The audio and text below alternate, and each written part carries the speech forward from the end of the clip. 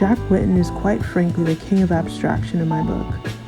In an interview, the host asked him to describe the meaning of his work.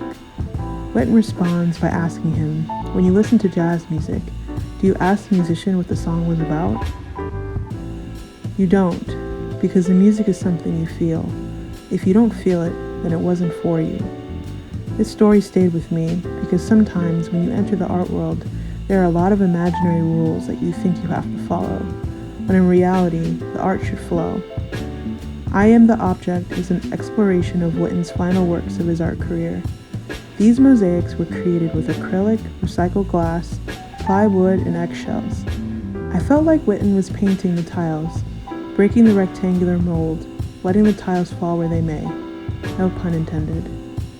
Each tile is cut imperfectly, but in the context of composition it fits just right. The layering was delicate but always intentional. When putting a puzzle together, you're usually guided by the pieces, but in this you can feel the emotion that guides each placement. I definitely gravitated to the works that were larger in scale. I connected to this work in particular. It is almost as if this is a mirror looking right at me. With all the darkness going on in the world, it's hard to recognize who you are. What makes the beauty of abstraction so badass is that you gotta take your time.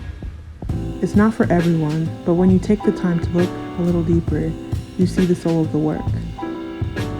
Thank you for tuning in to this episode. Stay tuned for next week.